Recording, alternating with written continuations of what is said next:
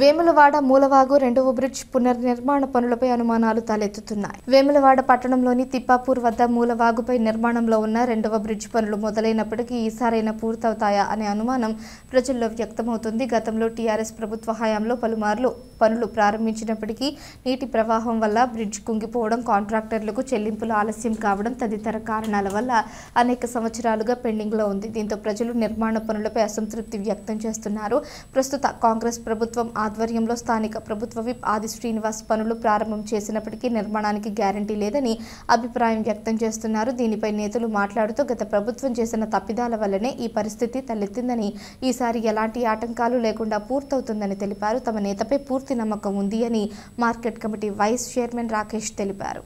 ఈరోజు వేములవాడ పట్టణంలోని మూడో బ్రిడ్జి పనులను ఈరోజు శరవేగంగా పెద్దలు ప్రభుత్వ విప్ వేములవాడ శాసనసభ్యులు ఆదిశీనన్న గారి నాయకత్వంలో వారి ఆధ్వర్యంలో ఈరోజు పనులు మొదలవడం జరిగింది.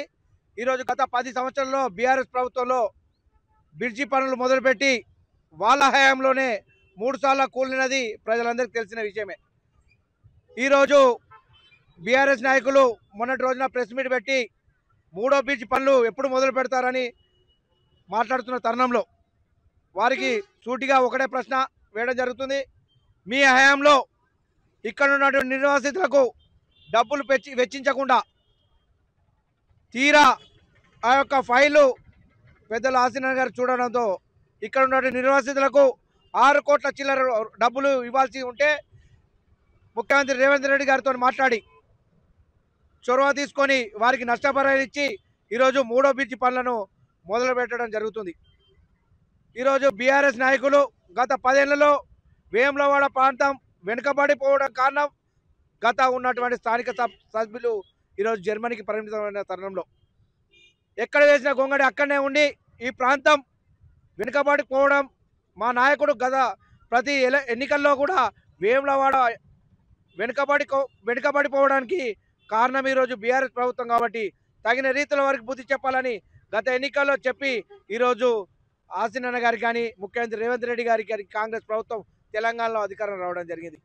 ఈరోజు బీఆర్ఎస్ ప్రభుత్వం అరాచకాల వల్ల ఈ ప్రాంతం మొత్తం వెనుకబడిపోయి ఈ ప్రాంతం ఎక్కడ కూడా అభివృద్ధి జరగలేదు. ఈరోజు రాజన్న ఆలయంతో ఏటా 100 కోట్లు అని చెప్పి రాజధానికి శటకోపం పెట్టినటువంటి కేసీఆర్ ఈరోజు రేవంత్ రెడ్డి వచ్చిన తర్వాత బడ్జెట్లో 150 కోట్లు పెట్టుకొని ఈరోజు రాజన్న ఆలయం విస్తీర్ణ పనులు కూడా మొదలు కావడం జరిగింది.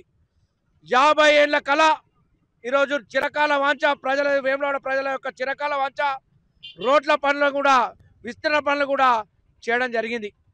ఈరోజు వేములవాడ ప్రాంతాన్ని అన్ని రంగాల్లో అభివృద్ధి పదంలోకి తీసుకెళ్తున్నటువంటి ఆదిశీనన్న గారిని కొందరు చోటా మోటా నాయకులు విమర్శించడం జరుగుతుంది. ఖబర్దార్, కండ్లకు మీకు కనిపిస్తలేవా ఈ అభివృద్ధి పనులు అనేది మీ ప్రశ్నిస్తూ ఈరోజు వేములవాడ ప్రాంతానికి నిత్యం అందుబాటులో ఉంటూ ఈ ప్రాంతాన్ని అభివృద్ధి పనులు తీసుకుపోతున్నాడు. మూడో బ్రిడ్జి పనులు మొదలు పెట్టకపోవడం, మూడో బ్రిడ్జి పనులు 3 సార్లు కూలడం ఈరోజు మీ హయాంలో అయితే మేము ఇక్కడ ఉన్నటువంటి నిర్వాసితులకు నష్టపరిహారం ఇచ్చి పనులు కూడా మొదలు పెట్టుకోవడం జరిగింది.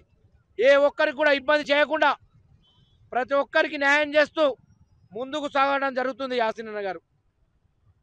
ఈరోజు రాజన్న ఆలయంతో పాటు పట్టణాన్ని కూడా అన్ని రంగాల్లో అభివృద్ధి తీసుకుపోతూ శరవేగంగా ఈరోజు అన్ని పనులు చేస్తూ ఈరోజు వేములవాడ పట్టణంలోని 43 కుల సంఘాలకు ఈరోజు 2,53,58 లక్షలు ఈరోజు వాళ్లకు ఇవ్వడం జరిగింది.